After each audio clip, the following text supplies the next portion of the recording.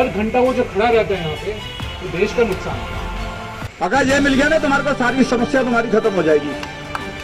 तो ये हमारे तरफ से आपके लिए गिफ्ट है विश्वकर्मा पूजा के दिन पे। सामान रखने की परमिशन मिल जाए, कोई तुम्हारा चलान वाला ना कटे, इसके लिए ये पहल इन्होंने शुरू कर दी है और तालियां बजती रहे इनके लिए।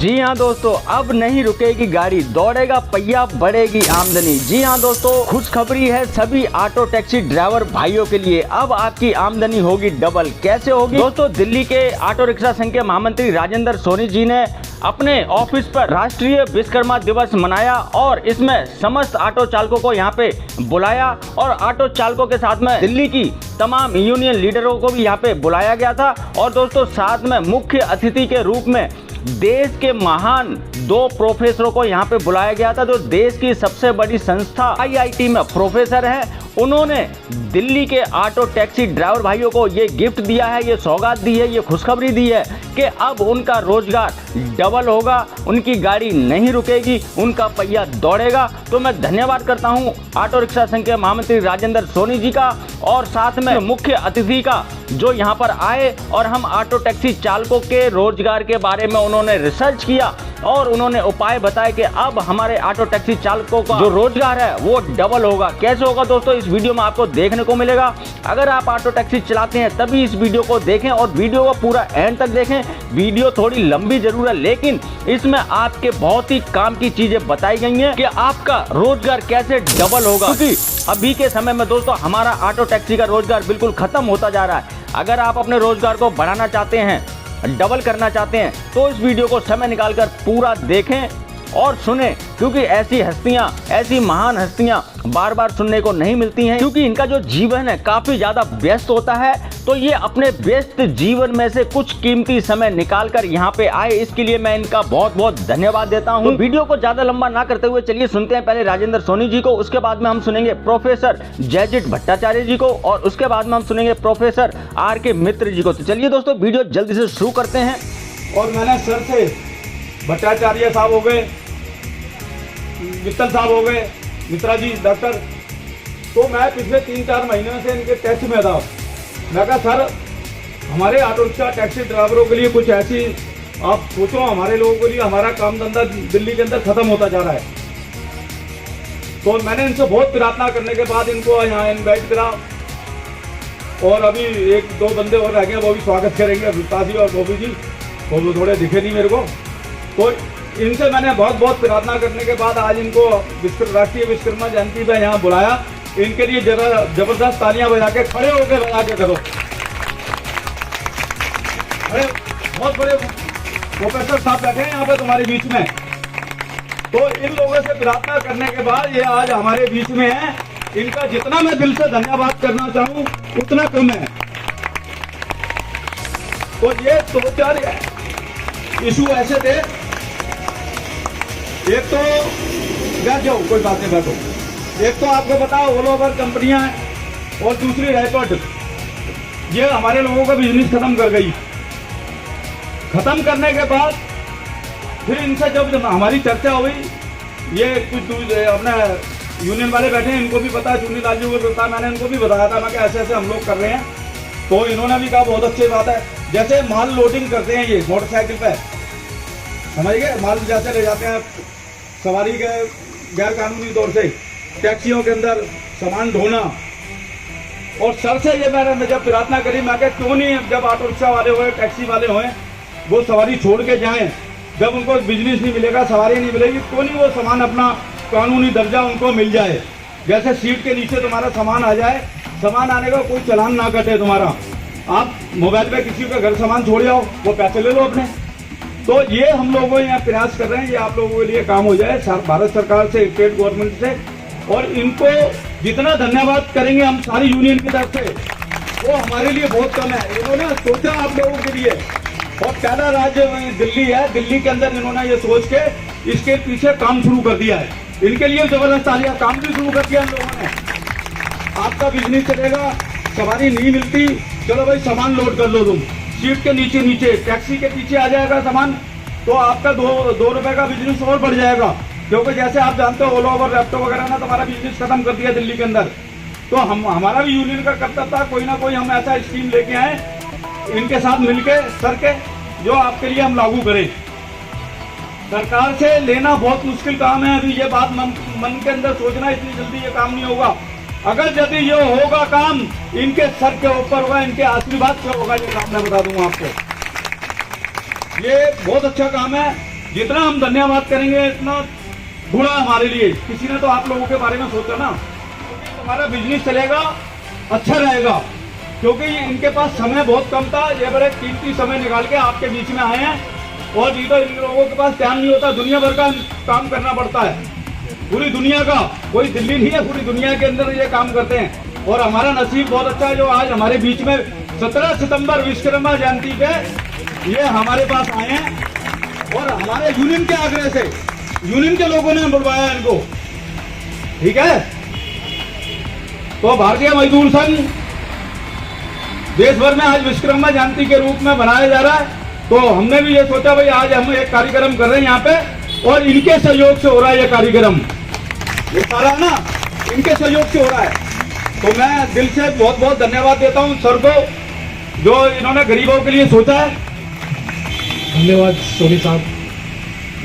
नमस्कार आप सबको। विश्वकर्मा के पूजा के दिन पे हम आप सबसे मिल रहे हैं, आप लोग यहाँ पे आए हुए हैं। तो समस्या क्या है, हमें सोनी जी ने बताया, बहुत दिन से हमारे साथ उनका चर्चा चल रहा था। समस्या ये है कि आपका जो वाहन है, चाहे वो ऑटो रिक्शा हो चाहे टैक्सी हो, उसका बहुत ज़्यादा एक कीमत होता है। पहले 7-8 लाख 9 लाख उसका जो ब्याज वगैरह मिला के उसका 8-9 लाख का गाड़ी हो जाता है। उसके बाद अब जब पूरी दुनिया बदल रही है, आपके ऊपर भी उसका इम्पैक्ट हो रहा है। आप वो कैसे हो रहा है कि पहले ज़माने में होता था कि किसी को कुछ खरीदना है, वो ऑटो रिक्शा लेते थे और लाजपत नगर, सरोजिनी नगर कहीं पहुंच जाते थे, तो खूब ऑटो रिक्शा चलती थी। आज के ज़माने में क्या करते हैं, फ़ोन खोलते हैं, अमेज़न या फ्लिपकार्ट या किसी पे ई-कॉमर्स में चले जाते हैं, वहाँ पे ऑर्डर दे देते हैं और सामान घर पे पहुँच जाती है। बीच में ऑटो रिक्शा का कोई काम नहीं रहा। अब जब सोनी जी हमारे पास आए थे, हमारा ये प्रश्न था, चलिए दुनिया बदल गई, ठीक है, चलिए लोग ऑटो रिक्शा नहीं लेते हैं बाजार में जाने के लिए, सामान तो घर पे आ रहा है ना। जब सामान घर पे आ रहा है तो वहाँ पे ऑटो रिक्शा क्यों नहीं है? उसका ही मैं जवाब देता हूँ क्यों नहीं है। टैक्सी भी नहीं है, वो कोई भी वाहन हो, ना ऑटो रिक्शा आ रही है घर पे, ना टैक्सी आ रही है, तो यहाँ पे नहीं आती है। क्यों नहीं आती? इतने सारे ऑटो रिक्शा खड़े हुए हैं, ये घर पे क्यों नहीं जा रहे हैं ये पैकेट देने के लिए? घर पे तो और कुछ आता है, और एक वाहन आता है, लोग दूसरा वाहन खरीद के वो घर पे बेच रहे हैं। ये इसलिए नहीं आते हैं क्योंकि बाहर के देशों में जब घर पे डिलीवरी होती है ई-कॉमर्स की, तो ऑटो रिक्शा में नहीं होती है, टैक्सी में नहीं होती है। अब ऑटो रिक्शा में क्यों नहीं होती है? क्योंकि बाहर के देशों में तो ऑटो रिक्शा है ही नहीं। तो अगर वहाँ पे ऑटो रिक्शा पे घर पे डिलीवरी नहीं होती है, हम भी उसका कॉपी करते हैं, यहाँ पे भी नहीं होगी, क्योंकि वहाँ पे तो ऑटो रिक्शा पे डिलीवरी नहीं होती है। इसका कोई मतलब है? हम तो फिर हमारा जो सोच है वो भी अभी गुलाम है, वो जो करेंगे वो हम करेंगे, हम वही करेंगे। वहाँ पे ऑटो रिक्शा में डिलीवर नहीं करते, हम भी ऑटो रिक्शा में डिलीवर नहीं करेंगे। क्यों भाई? वहाँ पर तो ऑटो रिक्शा है ही नहीं। जब आपकी ऑटो रिक्शा यहाँ पे खड़ी हुई है, ये तो आपका नुकसान ही है, वो आप खूब समझते हैं। ये देश का भी नुकसान है। वो कैसे? ऑटो रिक्शा बनाने में लोहा लगता है, कांच लगता है, शीशा लगता है, प्लास्टिक लगता है, रबड़ लगता है, वो सब मिला के एक ऑटो रिक्शा बनता है। वो देश का खर्चा होता है, चाहे आपके पास हो चाहे किसी के पास हो, देश का खर्चा होता है। हर घंटा वो जो खड़ा रहता है यहाँ पे, वो देश का नुकसान है। आपको मैं एरोप्लेन के बारे में बता दूँ, आप बोले कि एरोप्लेन और ऑटो रिक्शा में क्या उसमें मिलन है? एरोप्लेन और टैक्सी में क्या मिलन है? अब एरोप्लेन का भी एक ही खर्चा होता है। जब वो एयरफील्ड में खड़ा रहता है, जब वो उससे पैसेंजर डिलीवर कर दिया, उसके बाद खड़ा रहता है, हर घंटा खड़ा रहता है, उसके मीटर डाउन है, उसको पे करना पड़ता है टैक्स, उसके लिए एयरपोर्ट के लिए उसको पे करना पड़ता है ब्याज के लिए। तो जो एयरक्राफ्ट होता है वो कंपनी की नहीं होती है, वो ब्याज पे लेके रखते हैं। हर घंटा खड़ा है, हर घंटा उसमें पैसेंजर नहीं बैठते हैं, उनको ब्याज देना पड़ता है। तो जो प्लेन्स हैं, जो एयरक्राफ्ट हैं, जो हवाई जहाज हैं, हवाई जहाज के लिए सरकार खूब सोचती है कि वो ना खड़ा रहे, वो उड़ता रहे। जब तक वो उड़ता रहेगा वो देश के लिए अच्छा है। हमें लगा कि तो बहुत ही बुरा हो रहा है, जो भी हो रहा है बहुत बुरा हो रहा है। हमने काफ़ी सारे उपाय सोचे, कुछ उपाय इस देश के अंदर करने में दिक्कत है, कुछ उपाय हमें लगा कि करने में सहज है। हमारे साथ डॉक्टर मित्रा जी जुड़े हुए हैं। डॉक्टर मित्रा पहले जॉइंट सेक्रेटरी थे मिनिस्ट्री ऑफ होम अफेयर्स में। जितने भी अहम चीज़ें हमारे देश में हुआ पिछले 4-5-6 साल में, उनके बिल्कुल बीचों बीच मित्रा जी थे। उन्होंने वो सारे चीज़ें करवाए जो अभी हम ताली बजाते हैं। मैं वो मैं बता नहीं सकता क्योंकि वो कॉन्फिडेंशियल है, सीक्रेट है, लेकिन जिस बारे में हम ताली बजाते हैं कि देश में इतना सारा चीज़ें आगे बढ़ गई, उनमें से काफ़ी चीज़ों में मित्रा जी उनके बीच में थे।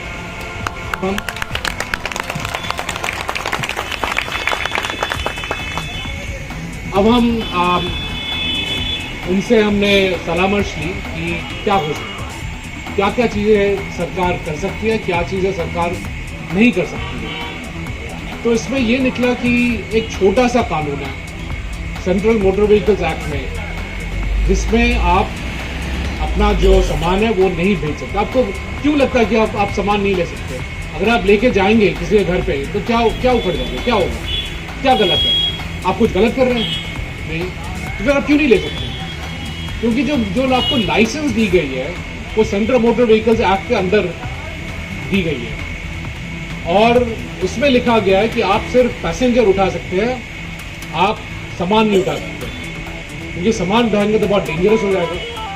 पैसेंजर उठाएंगे तो डेंजरस नहीं है, वो उलट जाए, गिर जाए, उसमें कोई डेंजर नहीं है। लेकिन अगर आप सामान उठाएंगे तो बहुत डेंजर हो जाएगा। तो हमें थोड़ा वो ठीक नहीं लगा, आश्चर्य का लगा कि ऐसा तो होना नहीं चाहिए, ऐसा तो कॉमन सेंस नहीं होता है।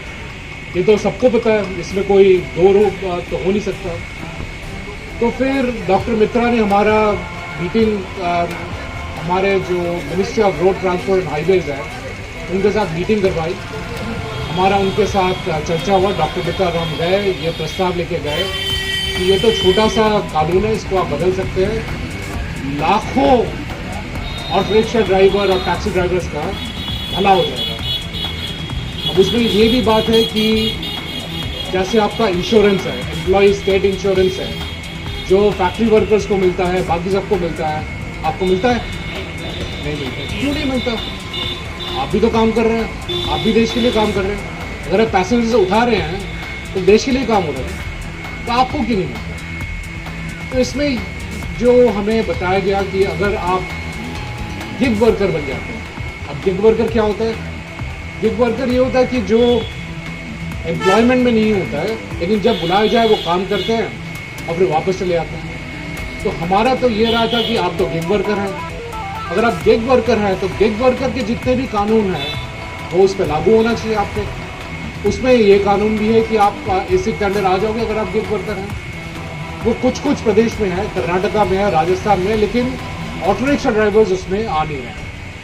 तो धीरे धीरे सारे जितने भी प्रदेश हैं उसमें गिग वर्कर का कानून आ जाएगा, क्योंकि ज़्यादातर हमारे जो लोग हैं देश में जो काम करते हैं वो गिग वर्कर हैं। यह नया शब्द हुआ है, लेकिन 70-75 साल से वो सब गिग वर्कर ही है। जब लेकबर्ग चौक में खड़े रहते हैं तो गिग वर्कर ही हुआ ना। ये सिर्फ जोमेटो वालों गिग वर्कर नहीं है कि वो स्कूटर में चले आते हैं, खाना डिलीवर करते हैं, वो सिर्फ गिग वर्कर नहीं है। सब जो कभी कभी काम करते हैं वो गिग वर्कर हैं, जो अपने हिसाब से काम करते हैं वो सब गिग वर्कर हैं। डॉक्टर मित्रा मैं भी गिग वर्कर हूँ, हम अपने हिसाब से काम करते हैं। जब हमें ठीक लगता है हम रिसर्च करते हैं, जो विषय जो समस्या हमें ठीक लगता है वो हम लेते हैं, हम उस पर काम करते हैं। तो जब auto rickshaw drivers, taxi drivers के बारे में जो मुद्दा उठती है उसमें यह है कि वो फिर गिग वर्कर्स के अंडर में क्यों ना आए और उसमें ऐसे का जो फ़ायदा है, जो इंश्योरेंस का लाभ है वो उनको क्यों ना मिले। तो फिर हमें जो हमें डायरेक्शन मिली मंत्री जी से वो ये थी कि एक तो अगर हम उनको जो ऑटो रिक्शा ड्राइवर है, टैक्सी ड्राइवर्स हैं, अगर हम उनको सामान लेने का अनुमति दें और कानून में बदलाव लाएं, तो उसमें क्या गारंटी है कि वो उसका गलत उपयोग ना करें, कि ऑटो रिक्शा के अंदर लोहा डाल के ना ले जाए, कि लोहा बाहर निकला हुआ है वो ना लेके चले जाए। तो हमारा राय ये था कि देखिए, उसके लिए तो पुलिस है, पुलिस अभी भी है, पुलिस अभी भी आप लोगों के साथ ताल्लुकात रखती है, जैसी भी रखती है, आप लोगों को पता है कैसे रखती है, तो वो तब भी रखेगी। तो उसमें अगर एक आध लोग बदमाशी करते हैं, वो तो हर चीज़ में है, वो क्या कॉर्पोरेट में नहीं है? जो बिजनेस चलाते हैं, बड़े बड़े चलाते हैं, उसमें एक आध लोग बदमाश नहीं निकलते हैं। इसका मतलब ये नहीं कि सब बदमाश हैं, तो वो तो होगा ही, उसमें क्या गारंटी दे सकते हैं। लेकिन 99% जो 99 लोग हैं, उनको वो तो कानून के हिसाब से चलेंगे, तो आप उसको आप ध्यान दीजिए। उनका दूसरा कहना ये था कि जब ये सामान ढो सकेंगे तो फिर वो गिग वर्कर्स के अंदर आ जाएंगे। अगर गिग वर्कर्स के अंदर आ जाए तो जितने भी आपका इंश्योरेंस का समस्या है वगैरह, वो सारा फिर उसी में हल हो जाएगा। तो एक साथ दो चीज़ों का हल हो जाएगा। एक, आपका ऑटो रिक्शा से खड़ा नहीं रहेगा, जब भी आपको पैसेंजर नहीं मिलता, आप उसमें आप सामान लेके जा सकते हैं। और इतने सामान जाते हैं हर दिन, हर घर पे 3-4 डिलीवरीज होते हैं, उसमें ऑटो रिक्शा एक भी नहीं रहते, उसमें आपको आना चाहिए। तो हमारा ये सुझाव था कि आप लोग सब मिलके अपना आप ड्राइवर ऐप बनाइए, आप लोगों से मदद लीजिए। अगर हम कुछ कर सकते हैं हम कर देंगे। हम IIT में पढ़ाते हैं, हम बच्चों को बोल सकते हैं आप बना दीजिए। ये बनाने में कोई ज़्यादा खर्चा नहीं आएगा, कोई ज़्यादा एफर्ट नहीं आएगा, वो तो फ्री में शायद पहली बार बना दे। लेकिन आप लोगों को उसको मिलकर चलाना होगा। चलाने में ज़्यादा खर्चा होता है, बनाने में खर्चा नहीं होता उसको। तो आप सरकार से बात कीजिए, दिल्ली सरकार से, केंद्र सरकार से, जैसे भी हो आप बात कीजिए। हम लोग यहाँ पे आपको मदद करने के लिए, अगर ऐप बनवाना है, हम अपने जो स्टूडेंट्स हैं IIT में उनको बता सकते हैं, शायद उसमें कोई आ जाए वो अच्छा ऐप बना दे, आप उसको ले लें, उसको चलाएं। और उसमें फिर ना सिर्फ आपका पैसेंजर्स आए, उसमें आपके जो सामान ढोने का जो भी डिमांड आएगा वो भी आपके थ्रू आ जाएगा। तो बैंगलोर में सोनी जी बता रहे हैं, बैंगलोर में वो चालू हो गया है, ड्राइवर ने खुद बनाया। कोई कंपनी बना नहीं सकती, मैंने आपको बता दी क्यों नहीं बना सकती। इसमें उनका कोई गलती नहीं है। वो इसलिए नहीं बना सकती कि जब वो 1 साल तो आपको फ्री में दे देंगे, 1 साल आपको मोबाइल फ़ोन दे देंगे, पैसे देते रहेंगे, क्योंकि जब आपको तो पैसे देंगे, मोबाइल फ़ोन देंगे, आप उनसे जुड़ेंगे, उनका जो वैल्यूएशन है स्टॉक मार्केट में वो बढ़ जाता है, तो उनको वहाँ से रिटर्न मिल जाता है। बट जिस दिन वो आपके पास वापस आएगा 1 साल बाद और बोलेगा अब मुझे 15% दो, आप दोगे? कोई मतलब ही नहीं है। वो ही बोलेंगे टाटा बाय बाय, हमें भी कोई मतलब नहीं आपसे, हम क्यों बेकार में अपना वक्त इसमें लगाएं। तो ये आपको ही करना पड़ेगा। तो ये 2-4 चीज़ें थे। सोनी जी हमारे साथ काफ़ी दिन से काम कर रहे हैं, हमारे साथ काफ़ी दिन से बात हो रही है। हमने उनके सुझाव के अनुकूल हमने रिसर्च की, हमारे 2-3 रिपोर्ट्स निकले हैं, वो इंटरनेट में है, उसको वो न्यूज़पेपर वगैरह में काफ़ी उसकी चर्चा हुई है। उसके बाद बात ये हुई कि हम एक छोटा सा रिसर्च बॉडी है, हमें लोग जानते हैं, हम श्रीलंका में काम करते हैं, भूटान में, कंबोडिया में, इन सब जगह काम करते हैं। बट प्रश्न चिन्ह ये उठी कि हम तो ना ऑटो यूनियन है, ना हम ऑटो ड्राइवर है, तो हम क्यों इसमें कूद रहे हैं। तो फिर हमने सोनी जी से बताया कि आप बताइए इसका क्या हल है। तो फिर सोनी जी ने बताया कि जो काम आप लोगों को करना है वो आप लोगों को करना है, जो हम कर सकते हैं वो हम कर रहे हैं। तो ये हमारे तरफ से आपके लिए गिफ्ट है विश्वकर्मा पूजा के दिन पे। ये रिपोर्ट भी आपका है, ये ऐप अगर आपको बनवाना है वो भी आपका है, आप लीजिए, उसको आगे बढ़ाइए, हम आपके साथ रहेंगे। मैं डॉक्टर साहब का, भट्टाचार्य साहब का बहुत बहुत धन्यवाद करता हूँ। देखो इन्होंने ये बारीकी वाली समझने वाली बात है। पहले ओला उबर कंपनियों ने सबको मोबाइल दे दिए, फ्री तुम्हारे को पैसे देते रहे, 100 रुपये ज़्यादा, 50 रुपये ज़्यादा, 200 रुपये चक्कर के हिसाब से। आज वही ओला उबर कंपनियां तुम्हारे से कमीशन ले रही हैं, समझ रहे हो, ले रही है नहीं ले रही कमीशनें। तो इसलिए हमने यही कहा है, जैसे बेंगलोर के अंदर क्या नाम है चालकों ने अपना ऐप बना लिया, आप लोग भी अपना ऐप बना लो, इनको ओला उबर को टक्कर देने के लिए अपना तुम चलाओ, ये मदद करेंगे आपको, पूरी मदद करेंगे, ये मैं बता रहा हूँ आपको। ये सारी चीजें हैं ऐसी जो आपसे जुड़ी हुई हैं। आज बिजनेस सारा खत्म हो रहा है। देखो इन्होंने तो बेचारों ने टहल करी है ना, सरकार तक गए, तुम्हारा बिजनेस कैसे चले, नहीं तो कोई नहीं जाता किसी के लिए। तो मैं तो दिल से इनका बार बार धन्यवाद करूंगा, क्योंकि ये हमारे बीच में आए हैं, तो एक किरण की रूप लेकर आए हैं, किरण की रोशनी जगा रहे हैं तुम्हारे बीच में।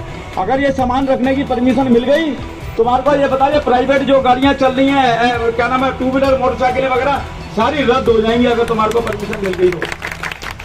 हम कोई राजनीतिक संस्था नहीं, ना कोई सरकारी संस्था है, ना हम कुछ काम करने के लिए पैसा लेते हैं किसी से लेते हैं।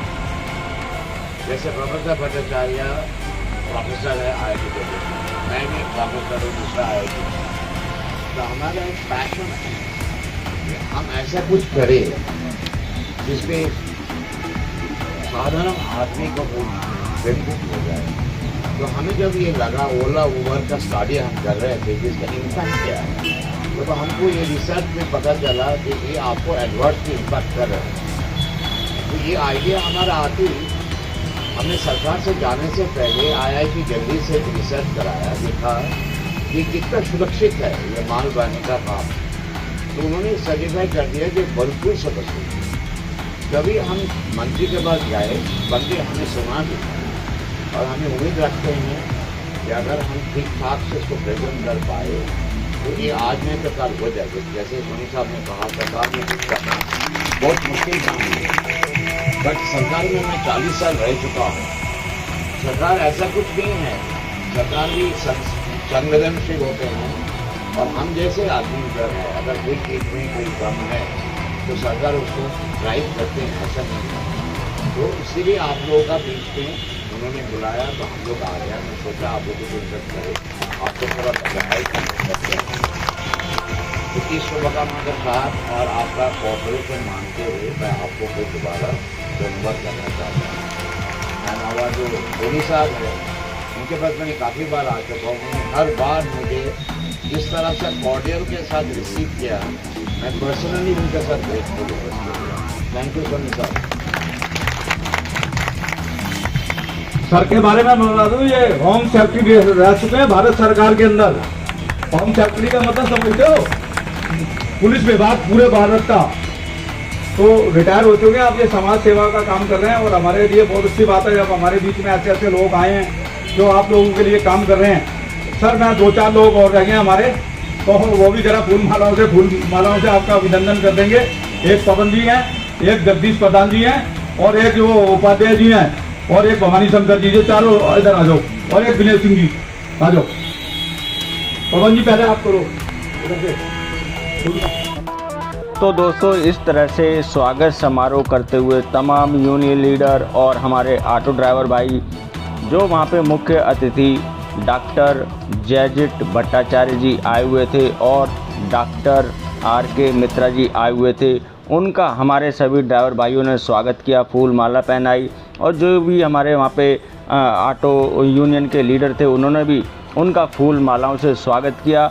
और इस तरह से हमारा जो विश्वकर्मा राष्ट्रीय विश्वकर्मा दिवस था, ऑटो रिक्शा संघ के महामंत्री राजेंद्र सोनी जी के ऑफिस पे मनाया गया, जहां पर हम सभी ऑटो टैक्सी ड्राइवर भाइयों के लिए बहुत ही अच्छी योजना बताई गई, जिससे कि हम अपने व्यापार को, रोज़गार को कैसे बढ़ा सकते हैं, कैसे डबल कर सकते हैं। जो भी चीज़ें इसमें बताई गई हैं आगे चलकर इन पे अमल किया जाएगा। और जैसे कि यहाँ पे बताया गया कि एक ऐप बनाया जाएगा, तो दोस्तों जैसा कि और भी राज्यों में, जैसे बेंगलोर में बताया वहाँ पे ऐप चल रहा है, कुछ ड्राइवरों ने मिलकर ऐप बनाया है, ऐसा ही दिल्ली में क्यों ना हम सभी एक अपना ऐप बनाएं और इन बाहरी विदेशी ऐप कंपनियों को यहाँ से बाहर निकालें। तो बस दोस्तों आपका बहुत बहुत धन्यवाद।